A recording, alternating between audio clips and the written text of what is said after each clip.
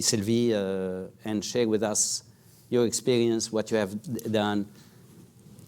Maybe, yes, to share my experience. Thank you very much for inviting me and on a subject very dear to my heart as my minister. So thank you very much. I'm very happy. And maybe, yes, to share very shortly, because I think that it's very interesting to interact with you. So to share my own experience. So before become president of Paris-Saclay University, becoming this president, I was first physics student in electrical engineering. A researcher in this field, a teacher, and also a dean of science faculty in the Paris-Sud University. So you see the fields and the topics of the day. And I also a woman, and a woman who, as the years went by, became more and more aware of the reality of being woman on higher education, also in science, and today, particularly in field of management. And I would like to share my experience because I think that often unconscious bias and towards women in science is a fact. And so I was myself lucky enough to have encountered the famous glass ceiling, but I see and I saw many other women suffer from it all along my careers as scientist women or today as president, and maybe mostly as president. So even for those of us who manage to progress at a normal pace like this in our careers, so the credit was often given to quotas rather to our abilities. And really, you have to be conscious of that, and it's very difficult for sometimes to succeed. So being elected president by our peers, even if you are elected, doesn't give you automatic legitimacy, and as it would be for a male colleague. And also, it's very important to be conscious of it. So unconscious, ingrained, and everyday sexism for sometimes is a fact of life, and that you have to deal with daily as a woman, and mostly at a higher level of management. And I think that it's very interesting to discuss about education, research in academic system, in the university, but also in different steps along the career. For example, management after, when you take some responsibility, and sometimes it's quite different. And I think that it's very useful, interesting to share these different experiences. Great, thank you very much, Sylvie. Alain, let me turn to you. And Alain is the president of the youngest university here, and therefore he's going to tell us a little bit about the vision and what he has done and what he will be doing. And Alain, the floor is yours. Thank you very much. I'm not myself the youngest just heading the very young university in Paris, which is which corresponds to sort of more or less merging of several small institutions, which we now call colleges or things like that.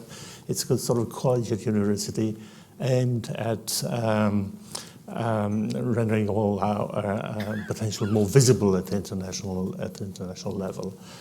Let me start by telling you a very short story. PSL University, as I said, is made of several small institutions, but rather prestigious, at least in the French landscape. For instance, École Normale Supérieure (INS) or Institut Curie, ESPCI, etc. Also Collège de France, which is rather well known. And one of the PSL campus is right in the middle of the city, in the 5th arrondissement, places where people like Pierre and Marie Curie and also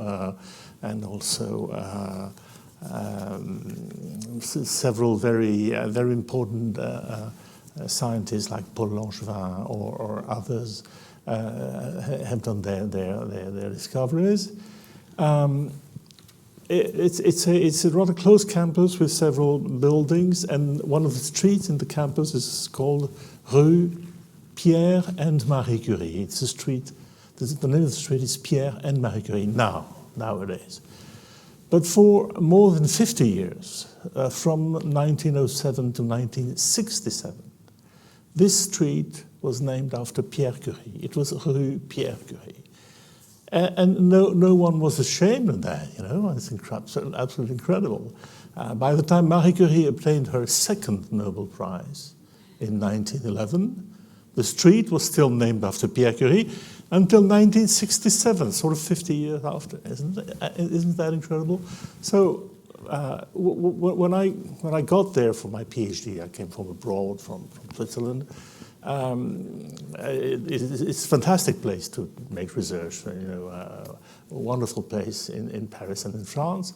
But I was amazed, and I was talking to my colleagues and my supervisor and say, isn't that a bit strange that the name of Marie Curie is not associated with the name of the street?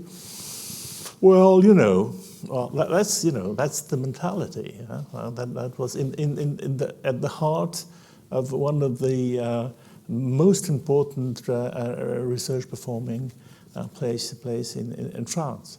It's incredible to see that, of course, there are several Rue Pierre Curie throughout France and remote places, and okay, right, it's a shame certainly, but this was right at the heart where people were working. I mean, male and female researchers, teachers, etc., for as long as 50 years, were giving appointments at Rue Pierre Curie. Let's meet Rue Pierre Curie, all right? Okay, that's who was the strong guy in this place for a century now? What is the name? What is the name that you remember about radioactivity, radium, etc.? It's Marie Curie, but people just didn't care.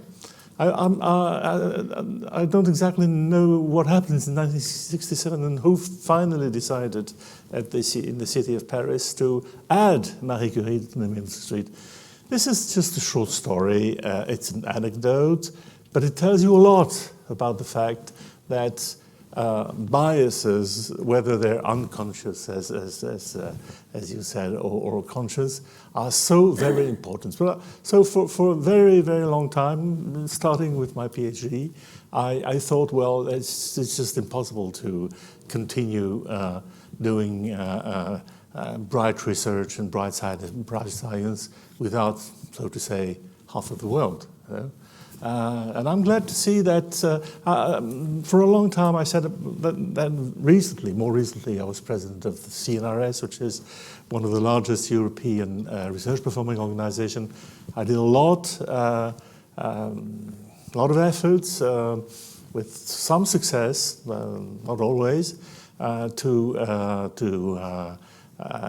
fight against gender inequality. Now it turns out that one of the lessons that I learned actually from these years of promoting gender equality is that, and it's very interesting that sharing best practices with universities in Europe and throughout the world leads to more or less the same conclusion, is don't ever slow down. No time to slacken the pressure, to slacken the effort. If you do that, if you think you've succeeded in doing something, for instance, the CNRS I obtained, that all of the awards that CNRS was given, we have a gold medal, silver medal, things like that, etc., were by definition absolutely equal between men and women. Of course, my colleague scientists said, well, this is affirmative action, this is no science, we're giving these medals and these awards to the best, and we don't have to care about, well, this is blah, blah. I imposed that, you know. But if you loosen, no loosening, because if you do that, even a year, then you very rapidly go back to the initial stage. It's a bit of a sad story. I'm sorry about that. A bit pessimistic, in a sense. The optimistic side is we like to fight, but never surrender, never slow down. Great, thank you. Somebody who's not slowing down at all is Chris. So Chris, could you share with us your experience so far? So I'm going to start with an optimistic story about an extraordinary woman, and I have to talk about this right now because if all went well 2 minutes ago, a woman named Jessica Meyer was launched into space towards the International Space Station. And Jessica went to Brown. She studied biology there, got a PhD in marine biology at Scripps. She went to Antarctica to study the physiology of penguins and how they dive. Worked at Harvard for a little while, and then became an astronaut in 2013. And, you know, just an amazing story of a woman who just does what she wants to do and succeeds at doing it. And I thought the counterpoint from last summer, you know, 1969 was 50 years ago, 50th anniversary of the first man on the moon. And I remember as a kid watching that on black and white TV. Other people of my age will remember the same thing. And nobody questioned that an astronaut had to be a man. And now we have some progress here. So I think, you know, the reason for telling this story is, one, I hope she got off safely, but also because there are good stories out there to tell. My involvement in issues of gender equality in universities, and especially around science and engineering, came in 1999 after MIT issued a very influential report on big disparities in things like allocation of lab space and other supports for women who were there. And that sparked a set of studies at universities across the country. Shirley Tillman, who was president of Princeton, where I was at the time, asked me to be the only social scientist on a committee of women's physical and biological scientists and engineers. I think they knew that they wanted someone to crunch the numbers, and that's what I did. We collected a lot of data, we did a lot of analysis, we uncovered similar disparities at Princeton, and we did a lot of really good work to address those disparities. Now, we're talking, though, about challenges. And when I look back at where we were and where we are now, I think we actually made one error, which was we took a very sort of engineering economic focus lens to this set of questions. And our solutions tended to focus on specific programs for women, specific things that we could do to kind of fix things, very engineering focused. We needed to have an anthropologist and a philosopher on that committee because we didn't pay any attention to culture, not at all. And I think what we're seeing now, 20 years later, is, yeah, we've made progress, but we're still hitting up against some real differences, changes that we need to make in norms and values and systems. We see this across the country in the Me Too movement. We see it within universities and a lot of issues around climate and culture. And, you know, as a leader now at Brown University, what I'm finding is that actually the culture change is harder than policy change, right? It's harder. And it takes consistent effort. You cannot slow down. And leadership actually really matters. So, you know, one of the things that I've enjoyed is, you know, trying to drive that culture change throughout an organization. But again, early stages, not easy. And I'm really looking forward to seeing what other people have to say about that. So we'll come back to these points, Chris, about culture change, and also about, you know, what we did is focusing too much on the issue as an engineering issue. And I think those are important points. And I talked about the power of experience, and Larry is Mr. Experiential. He has experiences in higher education, so he's going to share with us his experiences throughout institutions, not only at Tufts and Harvard, but throughout the landscape. Well, first of all, Joseph, thank you for the invitation, and thanks for the opportunity to participate in this conversation. Just listening to my colleagues on the panel, I think we've all been living parallel lives in certain ways. let me say why I think the topic of today is important. Fundamentally, as academic leaders, our job is to promote excellence in each of our institutions. And our institutions are fundamentally their people. And I will tell you, as an economist, and Chris, who's an even better economist, I hope will agree, that we can never hope to achieve excellence if we are only sampling from part of the distribution. And certainly if we're excluding half the distribution, or if we're erecting barriers to half the distribution, we're not going to achieve the kind of excellence and outcomes that we hope to achieve. Having said that, and having been present actually at the table at MIT, I was chancellor of MIT, and when we launched the Women in Science initiative, and it was at the initiative of one woman in particular, Nancy Hopkins, in biology, who came to us and said, women are getting a raw deal at MIT, and Nancy said she had data to support it, and MIT being the kind of place that it is responsive to data. But I will also remember what Chuck Vest, the president of MIT at the time, said after the data was presented. And he said, I used to believe that issues of discrimination of women in science, because that's what it was focused on at the time, were part perception and part reality. I now understand that it is largely reality. And I think in that statement, there's a lot to unpack. I think as leaders, we have to sometimes be willing to name the problem and acknowledge it.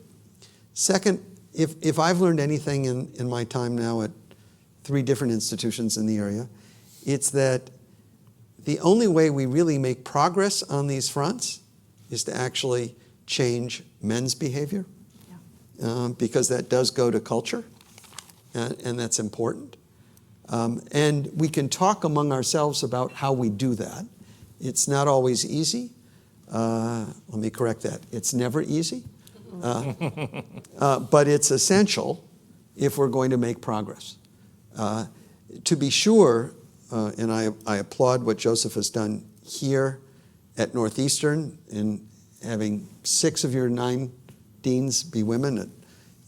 Harvard is trailing. We only have 5 of our 12 deans as women, 4 of whom are African American women, which is another important dimension of excellence. But at Harvard, it's the schools of Faculty of Arts and Sciences, the Graduate School of Education, the Chan School of Public Health, the Radcliffe Institute, and the Graduate School of Design, all led by women. Our executive vice president is a woman. Our general counsel is a woman. Our vice president for IT is a woman. So it's important to have women in positions of leadership, but it's not enough. And so I think, little things. I was at a meeting recently. I'm looking at my chief of staff over here because Patty was there as well. A meeting of very, very powerful men and very, very powerful women. And in the course of the conversation, some things became obvious. The men were always stepping on the toes of the women in the discussion. So people would start to in on the conversation, and it seemed like the men's comments, they would talk over the women. They would not wait to jump in. The women were always quite polite and actually would defer. And in this particular instance, I actually started calling on people. I was running the meeting. And I said, no, Joseph, we're going to hear from Sylvie, or the equivalent. So I look, I'm not trying to pat myself on the back. I'm just trying to point out that we are working to deal with generations of cultural norms, or what people feel is appropriate behavior that no longer is. And it's important that we send signals to women that they can do anything. They can become astronauts. They can lead great universities, like both of you are doing. They can be president of nations, prime ministers of nations. They can be leaders. But let me just end by saying that we also cannot ignore the men, because in the end we have to change their behavior if we're going to create true equality in the workplace and in society. Thank you, Larry. That's a great segue, because, Chris, you mentioned change, and you said change is hard. Cultural change is harder than policy change. Larry, you added that the people who also need to change is men, the behavior of men. So let me put something on the table. It's not that I am promoting it or that I am denying it. Organizations, especially in Europe now, and governments are talking about quotas for women on boards. There is a debate that is nascent in higher education. Should we have quotas or not? And you're smiling, you're laughing about it, because when we started talking to our colleagues about that, as the concept, not as promoting it or defending it, people said, our colleagues said, do not pigeonhole that. And some people said, no, this is great. We want quotas. How do we feel about that? This is something for all of us. Is it great? Is it bad? How are we going to tackle the issue of cultural change? Is what ultimately we want to address. I'm taking that as an example. This is too specific an example, but let's start from the example to work our way to the policy and the cultural change. Mm-hmm. How do you feel about that, Chris? Well, I mean, quotas I'm not too fond of, and I think in our legal structure, they're just not, it's not even something we can touch. But what I do think we can do is be very insistent that when we, in any sort of search, putting together a committee, hiring somebody, promoting somebody, that we're looking very broadly at many pools. So, what I've taken to doing is, just to give you an example, we have alumni advisory groups. And if a list comes up for nominees and it's 8 men and 2 women, I don't take any action. I send it back and I say, this isn't good enough. You just have to be able to say, no, do it again, do it again. And we're doing that very systematically, both on racial as well as gender diversity on faculty searches, which is, departments come forward, they have their pools, and they get reviewed by the provost and by our vice president for institutional equity and diversity. And if they think they haven't really made an effort, it's like, no, this isn't good, go back and do it again. So what's your approach to cultural change? If we take this example, which is a great example, and generalize, how do you approach cultural change? Well, so we're doing a couple things at Brown, and then let's hear from others. But one is there's a top-down piece, which is just saying this is the way our organization works, these are our values, and this is what we expect of people who work and study here. So that's sort of the leadership pushing down part. The other thing we're doing a lot is we are collecting data on climate across the university, students, faculty, staff. We've done some really good climate surveys. And what we've done is taken those data and we will go back to a department and say, you know what? Your women graduate students are really unhappy relative to the men. What do you think is going on here? And not in an accusatory way, but to try to bring people into a conversation. And when you show data, like the example of Nancy coming to the president at MIT or to you, then it's suddenly like, this is actually real, we have to address it. Sylvie, when I mentioned quotas, you smiled because clearly you have been discussing those issues. Could you share with us the results of these discussions? Yes, I think that the question is very difficult because for me it's not yes or not. It's very difficult to have quota. I explain my example, and often when you are promoting, you say it's because there is quota and not because our abilities only. So it's not very easy. But when you see the numbers, the surveys and all this, for example, in engineering, when you see that you have only 25 or 27% of female students, so you say to increase this number, to change the things, you need quota. But I agree with you. You need also to educate and to change the culture, and maybe to change the norm. You speak about the man, and this is a sort of the norm of white middle-aged man and all those. And it's a norm.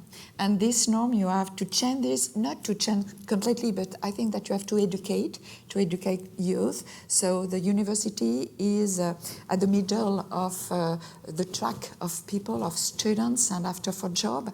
And when you see also the number for women entrepreneurs, when you see that for women entrepreneurs who create startup, they have 2.5 times less to find funded and to find a fund to create their startup. The numbers show that we need a lot of solutions and urgent solutions. But I think that we have maybe a role to educate youth. And the mentoring, you speak about role of models. I think that it's very important to explain.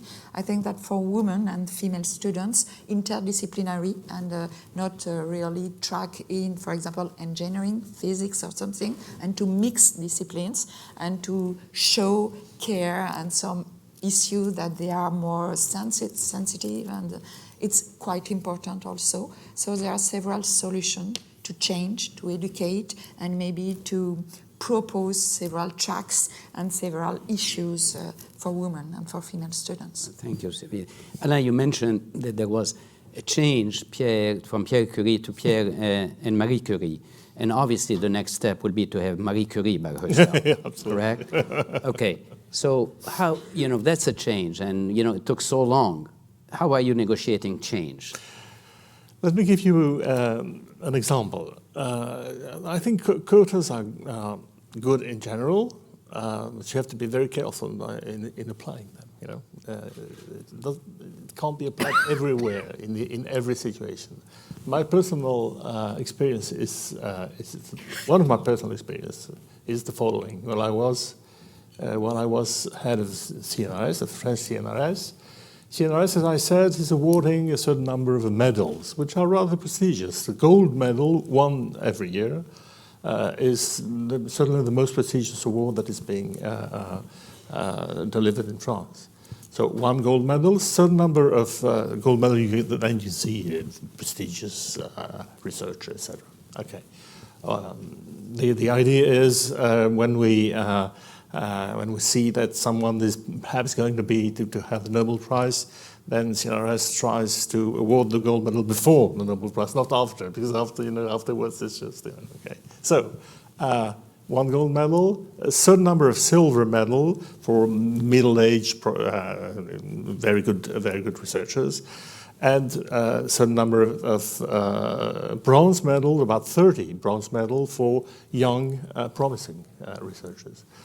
When I came to CNRS, among the 30 bronze medal, almost most of these medals were awarded to male researchers. And I said, well, I know that there aren't that many female researchers, but it's still 30%, 35%. It's incredible that you can't find, because this came from committees, and committees can't find excellent and promising young researchers. I cannot believe that. So from day one tomorrow, the number of there's going to be equality between men and female in the bronze medal next year. People shout about that, but they were a bit puzzled by the fact that I was just saying that, are you sure that you cannot find young, promising researchers, female young promising researchers? Don't have any, or even in mathematics, where there are very few. So they thought it over, and the year after, they suggested a number of women, and it turned out that took a lot of energy in verifying that these women were excellent as much as the men researchers. So it went on like that, and in the year after, then the different committees in physics, nuclear physics, and this and that, and biology and chemistry, up to sociology, etc., because there's so many committees. Some of them who, for a long time, only suggested male researchers, came to me and said, well, you know, we have discovered, what a discovery, we have discovered that we had several very good female researchers. That's some sort of cultural change. Incredible, isn't it? And so quotas in this particular point were perfect, you know. In France, and people don't like quotas at all, but by bringing quotas and putting them on the table, then you're... Alain, what happened when you left the CNRS? What happened after you left the CNRS? Did this remain in place, or your successor came and said, forget about it? No. He didn't say that. If I understand well, he didn't slow down the pressure, and it's still like that. Oh, so it's still there. Yeah. So you said he didn't give to the pressure. What pressure? Oh, the pressure is at the end of the day we'll have half men and half women. If we don't have that, we'll not. No, I understand, but was the pressure from inside the CNRS or from outside, from academia at large? Oh, no, the pressure came from me. No, that's the positive pressure. Yeah. The negative pressure, you mean? When pushback, the pushback was, to start with, very internal, actually. Very internal, because the committee who were dedicated to providing names was shocked by the idea of quotas. They said, we don't need quotas because we're doing a perfect objective, no biased evaluation. We don't need these quotas. And finally, just one word to finish. I said we had a certain number of bronze and silver medal, and we have only one gold medal. Of course, with the gold medal, it's absolutely useless and stupid to make a quota saying 1 year is going to be a woman and the year after is going to be a man. So we don't do that, of course, okay? So I didn't do anything like quotas for the gold medal. But since we talked a lot about these awards, etc., for several years, it turned out that the committee who was dedicated to providing names for the gold medal progressively produced a certain number of names of women. For names, the gold medal. That's great. That's wonderful. So created a pipeline in this way. Larry, you mentioned, men's behavior has to change. And you gave an example where you yourself has to call on women to speak and ask people to calm down a little bit and let them have that. But clearly, how can you change the men's behavior across an institution? Well, leadership involves managing change. If we're not managing change, we're not leading, we're presiding. So, and much of change management involves cultural change. And so at one level, you try to model the behavior you would hope to see in others. At another level, you try and appoint people who you think represent the values and understand the issues. You try and use one's power of observation in some cases to sort of point out certain things that need to evolve and to change. You try and make sure that the resources are there to help people change and adapt. And having done all that, it's still incredibly hard work. And the work is never done. Yeah. I mean, I guess that's the other lesson I would tell you from MIT, that it's not as if you do a study and you say, now we're going to correct these inequities, and the work is done. It's not. And it requires constant work and energy and resources to try and address these issues, in part because if we just think about the issues that are brought to our campuses by our students, they're changing all the time. And they've grown up in different cultures that do not necessarily reflect the kinds of values and expectations and norms that we would hope to cultivate on our own campuses. So this is it's a constant effort. If I could just say one more thing about quotas. I'm with Chris. We have legal issues with quotas, but there's another issue. Quotas tend to be stigmatizing to those to whom they are designed to benefit. Absolutely. And that's exactly the wrong thing that you want to do, is to have people think that you appointed somebody or they've been promoted merely because of their status.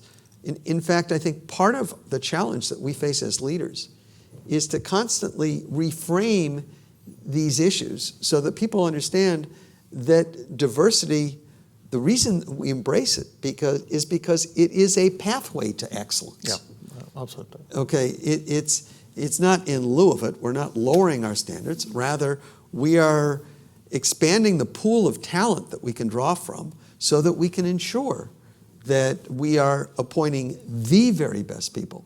And if all we do is to say that we're appointing people because we've established quotas to fill things out, what we do subtly or not so subtly is we devalue the accomplishments of those who would be in those positions regardless of whether or not.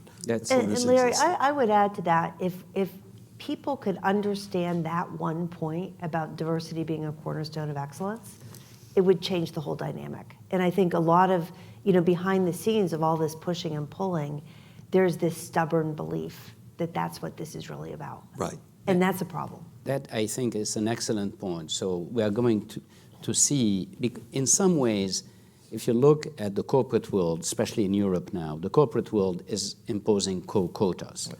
We are saying here, and we all agree with you, Larry, that in fact the real goal is through diversity, through different perspectives, you are promoting excellence. Maybe this is something at some point, Monsieur le Consul Général, you may see an op-ed coming from 4 presidents saying to the corporate world, don't do it this way, think about it in a different way. But let me shift gear. Some of you told us, and the us is, in various discussions, and is that it's too late to start focusing on gender equality at the university level. You universities have a mission and a role to play at a very early stage. Namely, you have to go from pre-K to 12. Now that's interesting, and I think we can go even from pre-K to gray, K to gray. But that's because some of you said by the time the students come to college, they have been shaped, what you said, Larry, with some perspectives.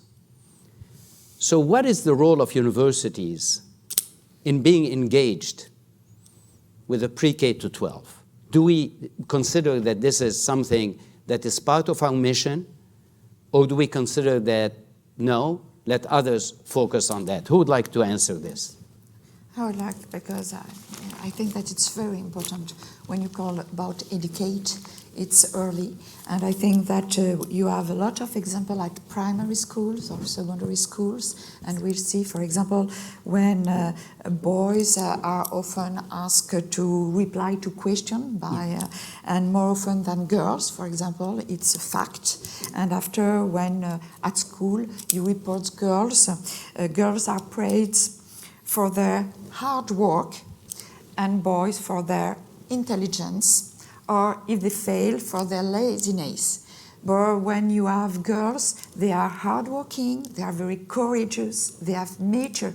Boys are very intelligent, brilliant and all this. So you see that we have a lot of work to do since the primary school. And I think that we can play a role, for example, for both to change the culture, to show model and all this, and also to attract girls in science, technology, and all, and not only in medicine, biology, because we have to change example in schools. We have to show that even in engineering, physics, computer science, we can work for care and for environment and for climate, because the issues are very important for girls. So we can, and for example, in Paris-Saclay, we create a sort of house where class come to experiment with young students, with PhD students, because the model and the message is more compressible with big brother, big daughters, and so they mix generation, and they can see that even girls, boys, female students, and boy students can succeed in computer science, engineering, and so it's very important to show models and show model with female students, and after with professor, and all along the career. So I think that it's very important that university invest in these subject topics with young pupils. Would anyone like to add something about that, about the role, our role with respect to the K through 12? Well, I think we, I'll speak just for Harvard. We have a graduate school of education which devotes a tremendous amount of effort to studying issues of K through 12 education. What are the structural issues? How do we educate teachers? How do we understand the way different students learn in different learning styles? So for our scholarly mission, absolutely. We're engaged, like I suspect Northeastern is, Brown is, almost all of our institutions, in the local public schools to varying degrees. Having said that, I will also quote one of my colleagues and former members of the Harvard Corporation, Bob Rubin, who says about Harvard, Harvard can do anything, but we can't do everything. And I think this is true for all of our institutions, that we, our mission is focused on higher education. We seek to engage with the world far more broadly and on the most important issues of the day. And to be sure, K through 12 education is a hugely important issue. But we don't operate public schools in the United States more broadly. We need to find where are the leverage points that we can have influence, and not just influence, but where we can add to the conversation because we have something to contribute as opposed to just because of who we happen to be. Okay. So I often say to people, ask us to do something which we're good at doing, and we'll try and help you do that. We can't do everything. So would you like to add anything to that? Well, I think just to second that, Brown is doing a lot in the local community on education. People have read the Globe recently. There have been some articles about Providence Public School District where there's some major problems. Mm-hmm. But we have decided to focus. We're Annenberg Institute for School Reform at Brown and our Department of Education, which does some teacher training. We're focusing on secondary education in certain fields, and we're working closely with the city to figure out which schools we can work in the most effectively. So again, it's this, we can't do everything. We have to fit with what's appropriate for our educational mission and our scholarly mission. Yeah, if I could just add one thing. Yeah. People are constantly asking us, to address the problem of reskilling of workers, throughout the economy. Income inequality throughout the economies, solve that problem. Address, there's a long list of issues which are huge problems for society. And we all, in all of our institutions, have faculty who are working on each and every one of those.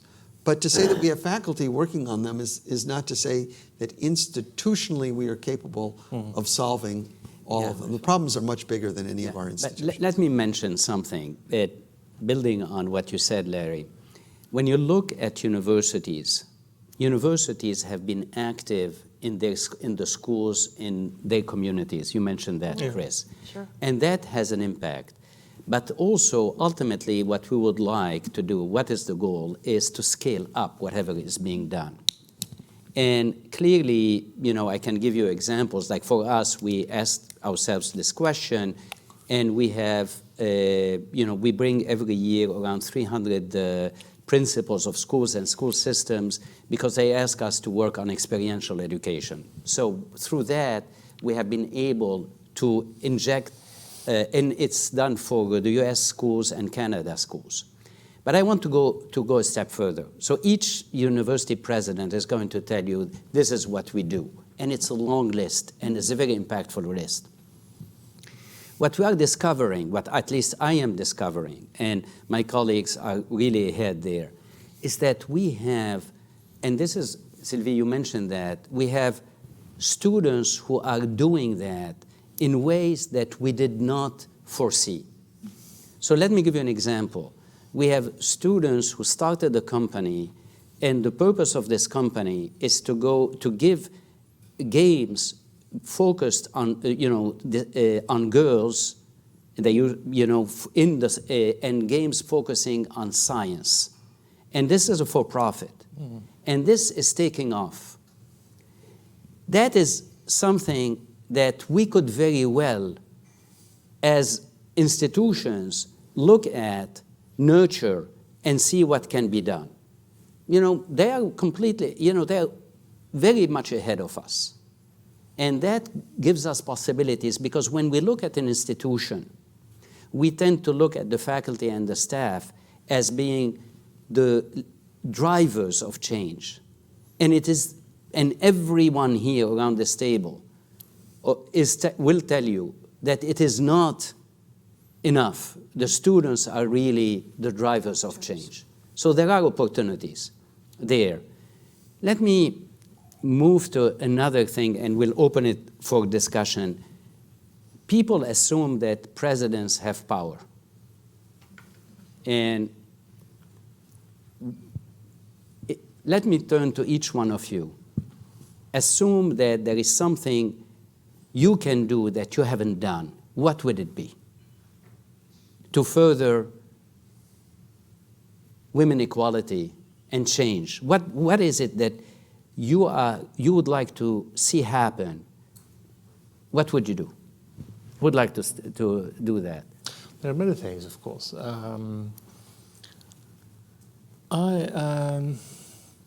As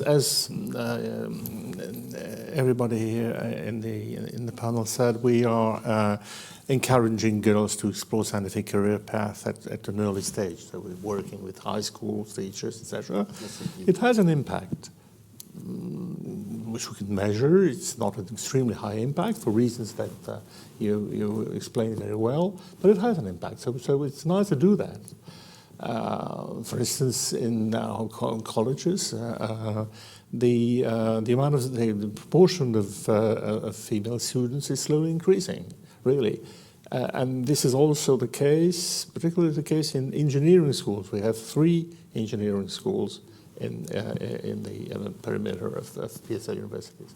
So that's important, because engineering is one of the topics for which it's at least in France, it's pretty hard to encourage women, young women, to pursue studies in engineering. The other point is, in a certain number of, so to say, basic science, fundamental sciences, next to engineering, we have the issue of mathematics. And it's actually quite strange, and I think not really understood. The reason why there are so few female students in mathematics. So one of our particular goal is very focused, of course.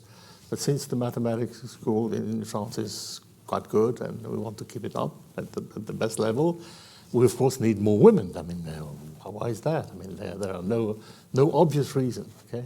So I think we're going to focus very much on understanding and trying to see exactly what kind of cultural change, what kind of policy we have to put in place to improve the gender equality in mathematics. Just a second example, or second priority, we promoting and try to promote collective reflection within the scientific community at the decision-making level, that is, its glass ceiling. Glass ceiling is still very present in our institutions, meaning the number, proportion of men at the decision-making level.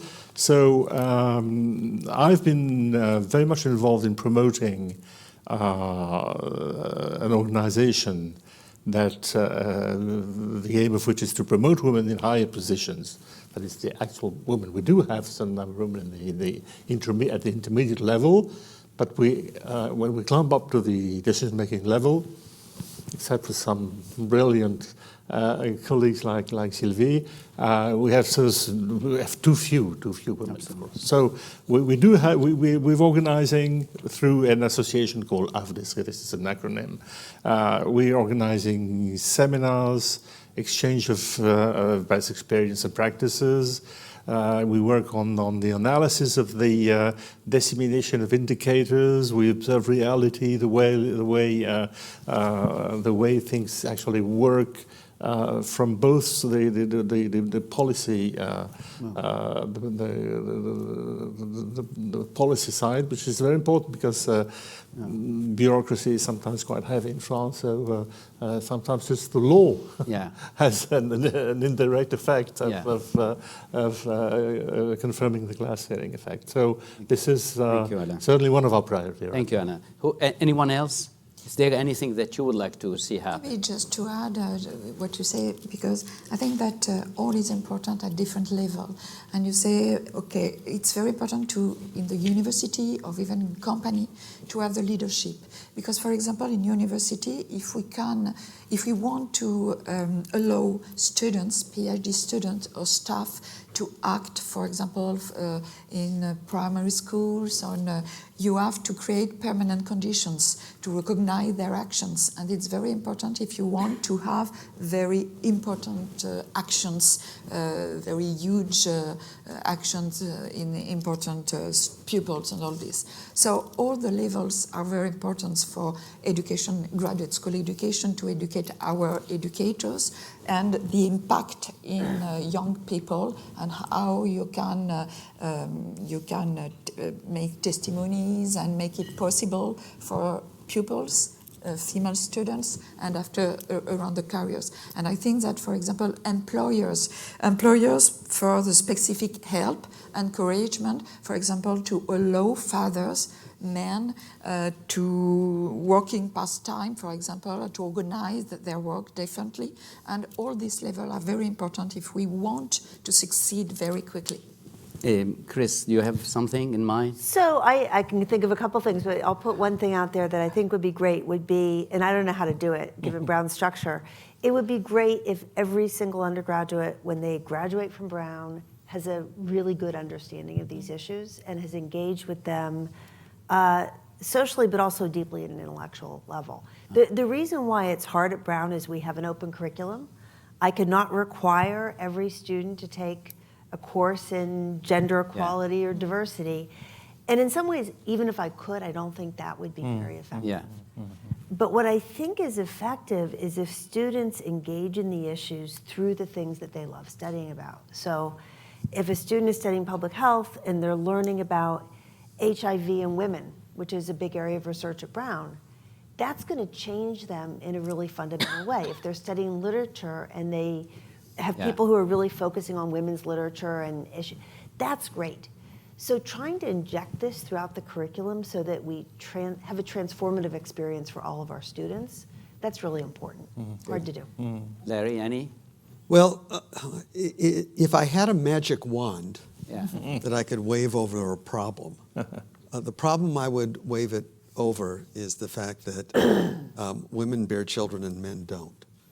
And that if you take a look at what represents, I think, a huge barrier to equality of women, not just in universities, but in all the professions and other things, is that women do interrupt their professional careers to bear children. And we still have not figured out, I think, how to adapt our expectations, our systems, our support to allow them to do that in ways so that they don't feel like they're sacrificing their careers or making choices that they don't want to make. And in fact, some of the things that we've put in place have had second and third order consequences which have been problematic. So I think in most of our institutions, we allow women to toll the tenure clock when they bear children, but then there are issues of whether or not people now are applying different standards and reviewing them because they've had longer time than the men. When we give men the opportunity to take parental leave as well, there's the some people say, well, but the men are actually using that to write. You see them in the office every day, right? Write more papers, exactly. So these are issues that arise simply because there's an asymmetry in the, in the biological obligations or opportunities for men and women. And I don't think as a society we figured out how to deal with these problems. And it affects who becomes a partner in law firms. It affects who gets tenure. And we have this myth in America that Europeans do it better. Is that true? Well, is the myth true, or do they do it better? Your question is ambiguous. That there's more social support around daycare, childcare in some European countries, not all. I mean, it's clear that there is more support, but for people living in an environment like ours, in private institutions or public institutions, and I'm talking about universities, the support is well structured and is substantial, but society at large doesn't have the same type of support. Let me tell you, if there is something, I personally believe that there is always an opportunity, and I mentioned that, for people to reinvent themselves.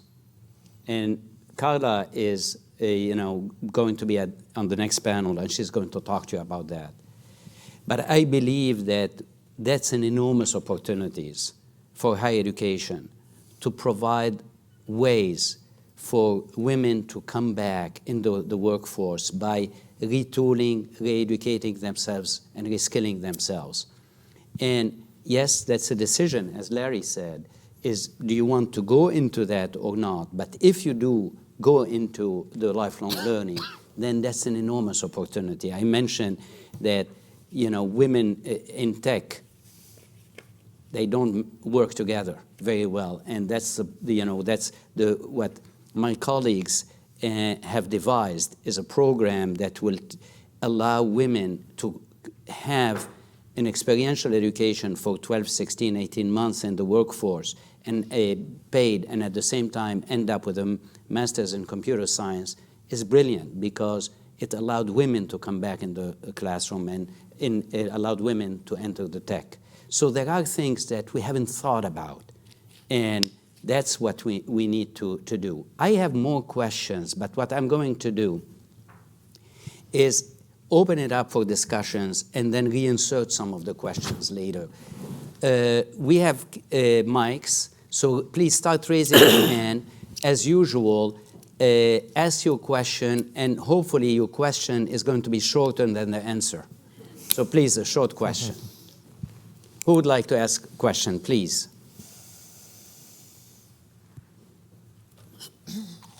Yes, I would like to ask again about the idea of quotas, and not necessarily thinking about it in the context of 2019, but going back to the context of 1970 and the kinds of changes that happened with the introduction of Title IX, and the fact that there was a lot of stigmatization during that era, because a lot of change had to be made, and it was very tough, and a lot of women were stigmatized.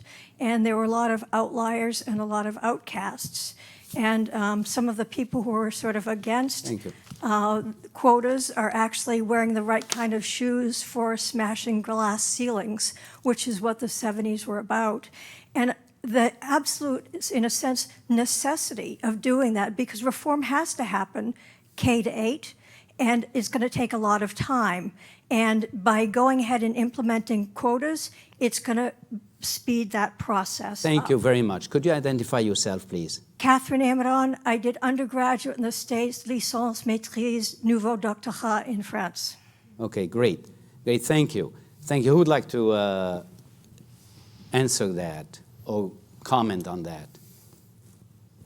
Hearing no comment, let's move to the next question. I believe that you're raising a good historical point. I mean, good, relevant for today, absolutely.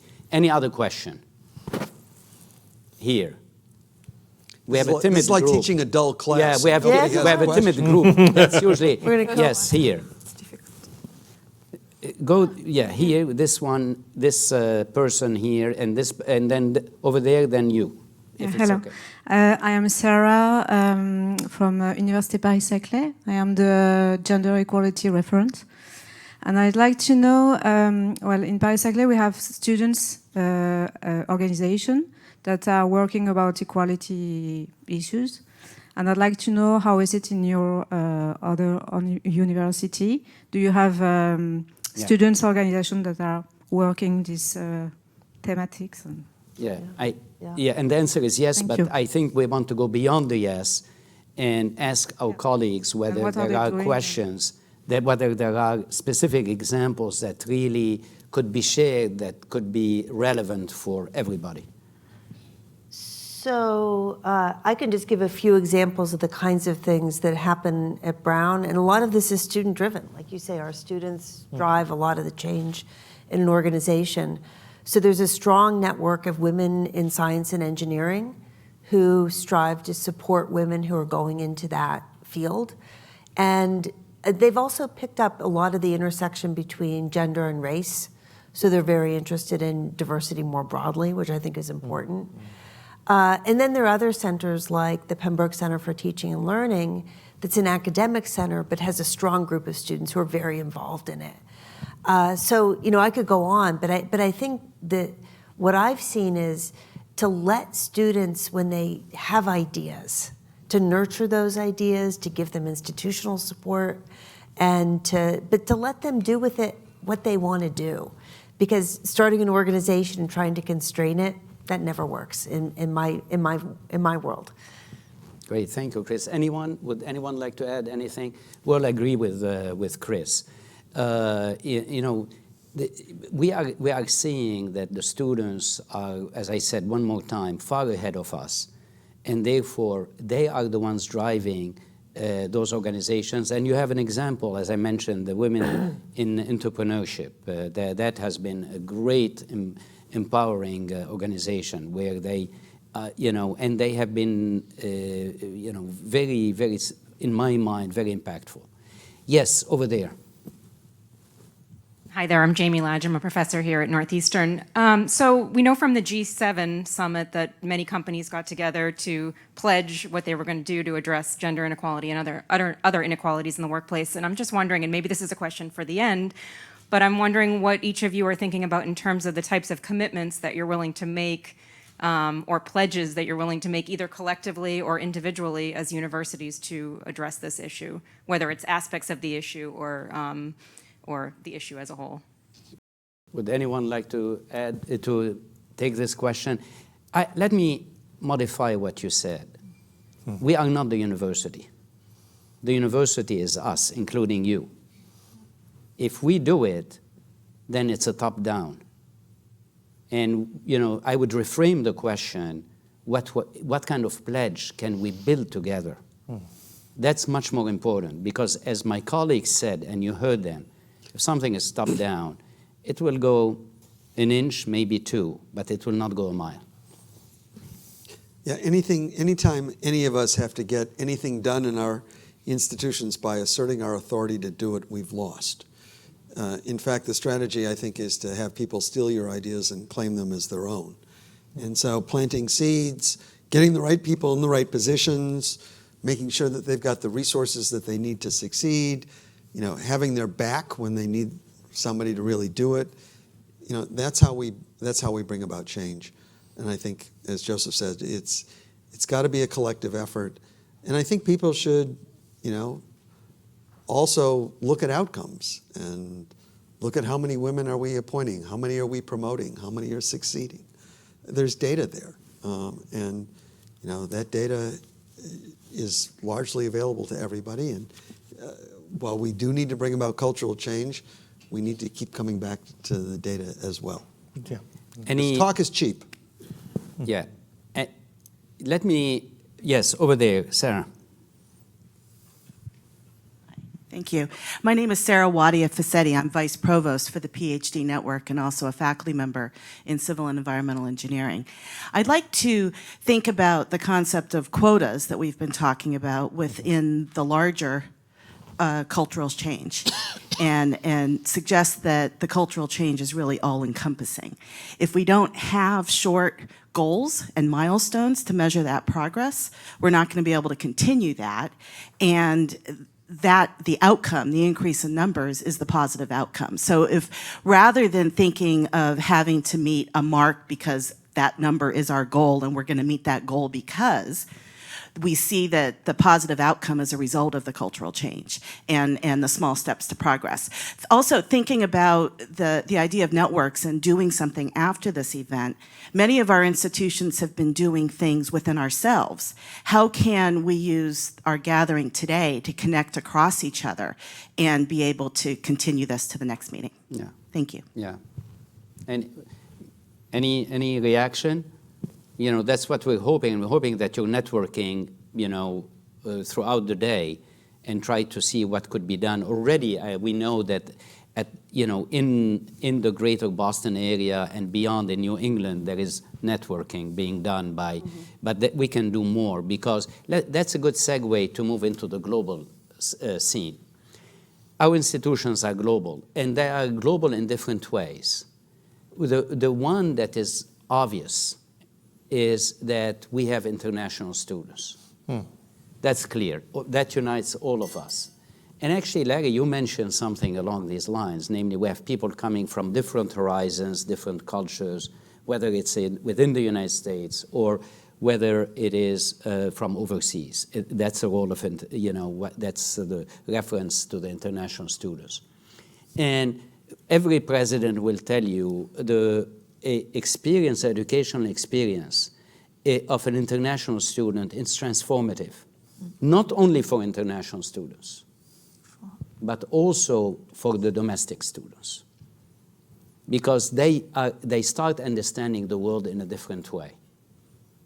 So from this perspective, clearly what we take for granted in some nations, some cultures, are not acceptable in others or are not welcomed.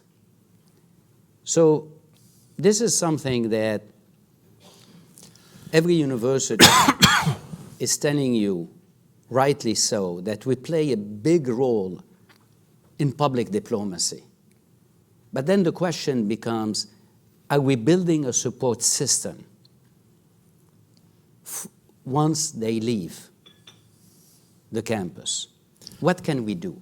And this is a question that was asked, not by me, I didn't formulate it, but by people from various institutions, including mine, who are raising these questions in some of the meanings of Women Who Empower.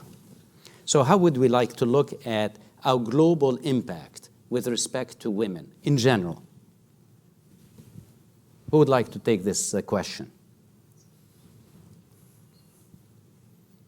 Look, you've named an important challenge that we all face, and that is we bring people from very different cultures and backgrounds to our campuses, and those people bring with them their cultural norms. And it's, again, one of the reasons why we embrace diversity is because we learn from our differences. But that can be a painful process at times, and it can prompt some really difficult, challenging conversations, or worse, because not everybody comes with the same kinds of expectations that we've tried to create and cultivate within our own campuses. That's why this is always going to be a work in progress. the day will never come in which we can say, solve that problem, now we can move on to something else. So, You know, one point that I think we've realized is, and not that we've solved this because it always is ongoing, but you know, as a university, we spend a lot of time thinking about our undergraduates. So these different groups come together. We have orientations, we have trainings, we have, you know, meetings in dorms, and we try to help students understand and appreciate the breadth.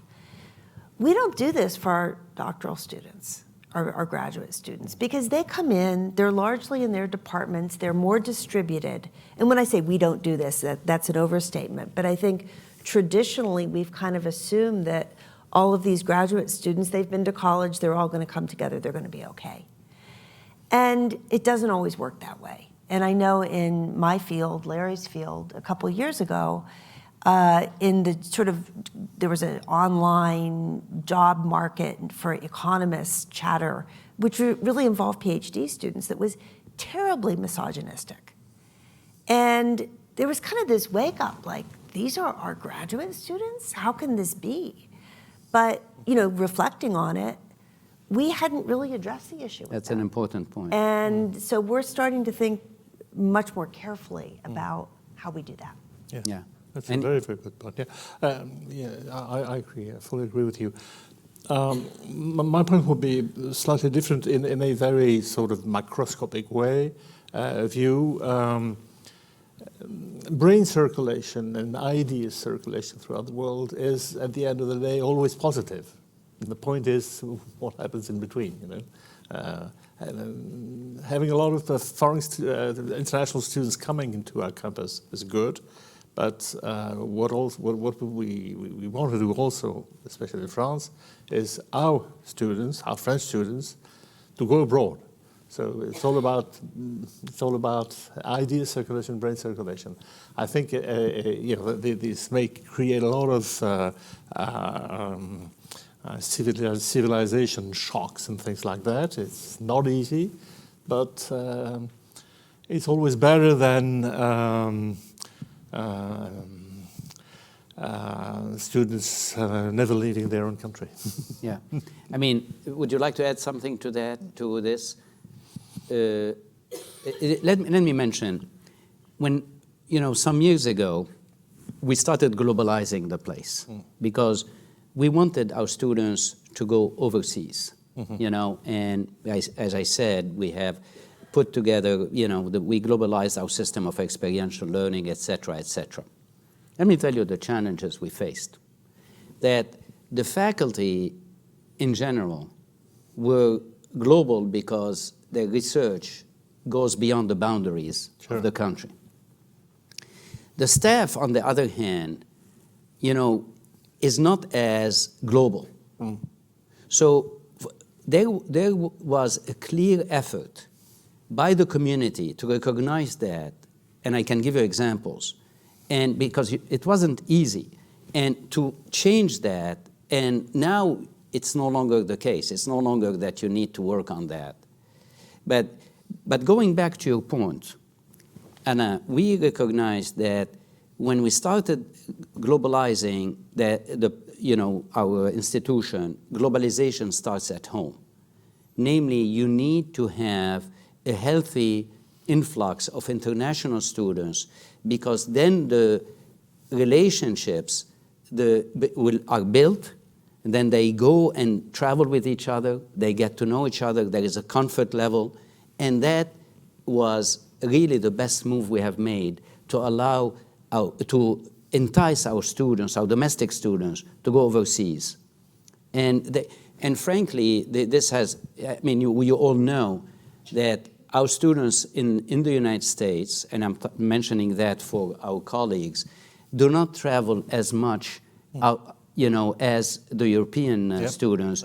You know, by certain statistics, we have around 385,000 students going overseas every year only, when we have 10 million students. That's nothing.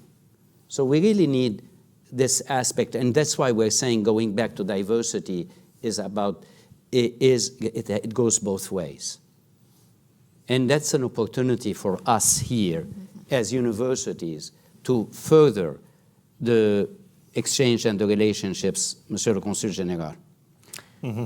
I just realized that my response to the last question, I didn't mean to imply that this bad behavior online was due to the international aspect of the No, tsunami. we understood it. Okay, good. We understood it. Yeah. You know, and this was written in the press too. Yeah. Unfortunately, is Yeah. there.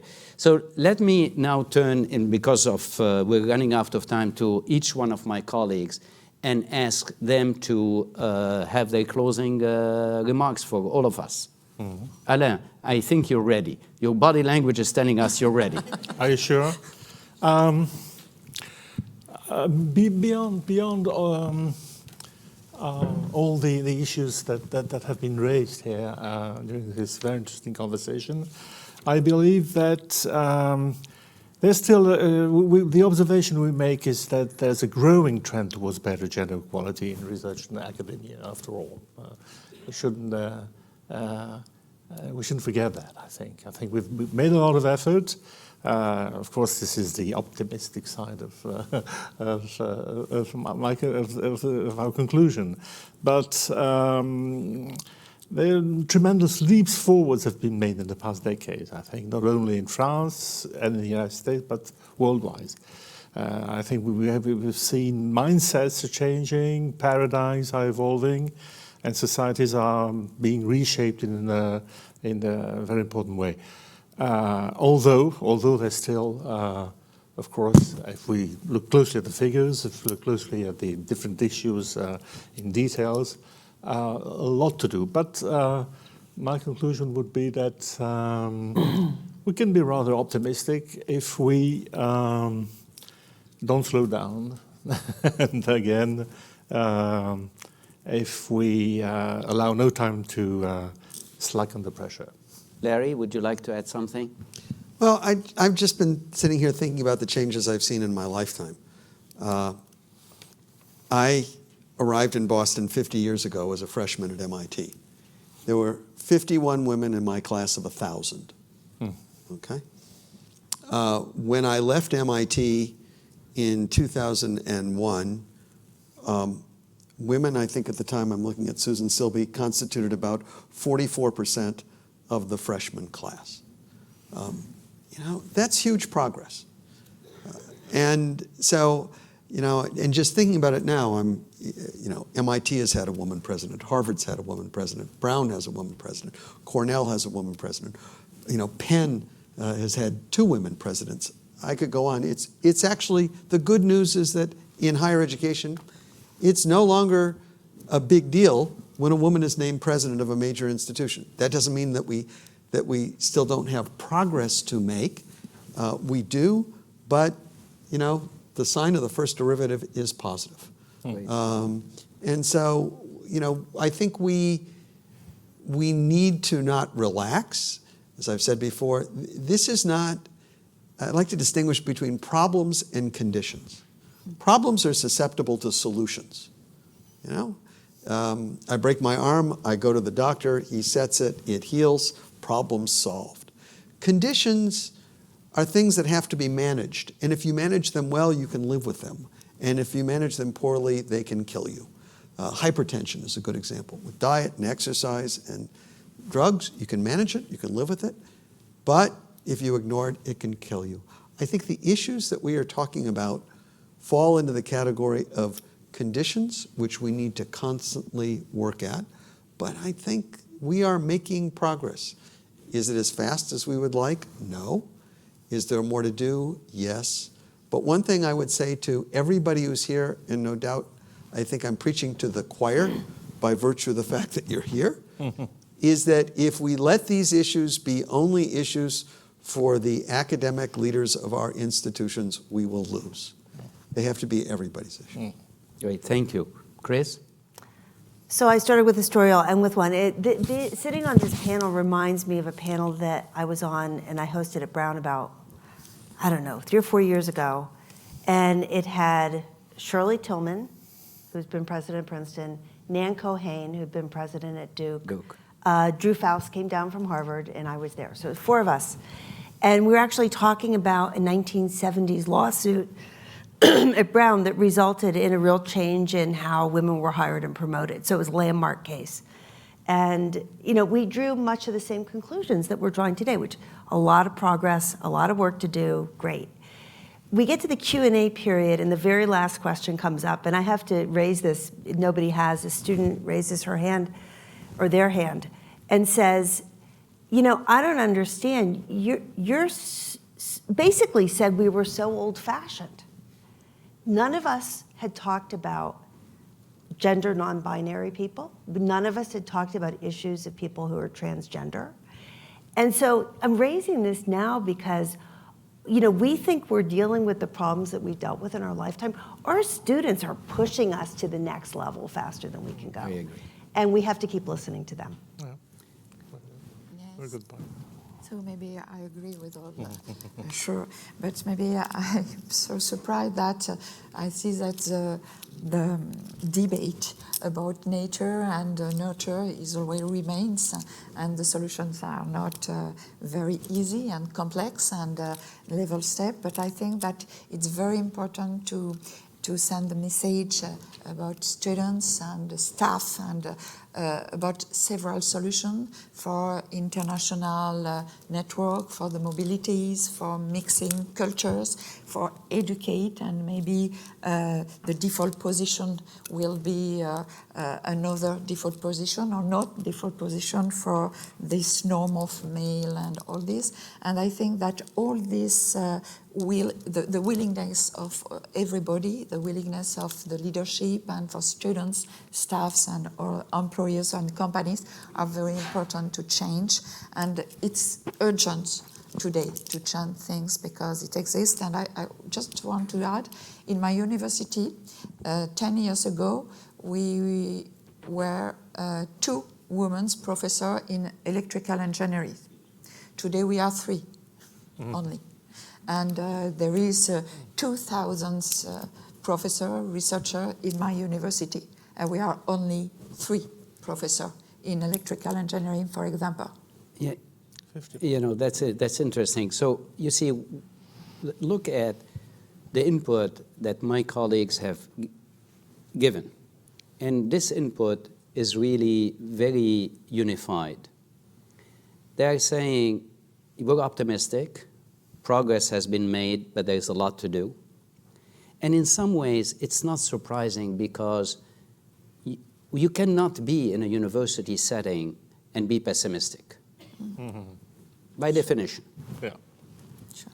The second thing that is important that also was raised by my colleagues is the fact that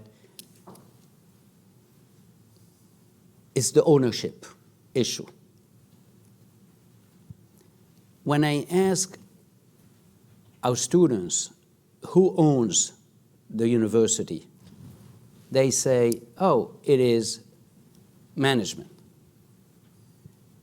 Some others will say, oh, it's the trustees. And the answer is clearly that in the long run, our alumni own the place. But in the short run, namely for 20 years, 15 years, etc., it's the faculty, the staff, and the administration together. That's the point that we're trying to make. And this is why the point that was stressed by my colleagues, Larry and everyone here, is that it cannot be done top-down. It has to be done collectively. So thank you very much for being here today. Thank you. I really appreciate your presence. Let's thank also the Consul General and the French Embassy, too, in Washington. And we hope to continue the day. We have a break. Please feel free to network, interact, and let's have fun for the rest, during the rest of the day. Thank you. Very good. Thank you. Thank you. That was really interesting. Thank you, Chris, for coming. Has heard about the importance of networking. We invite you to have a coffee break, a networking break for about 30 minutes. And to please visit our student entrepreneurs who are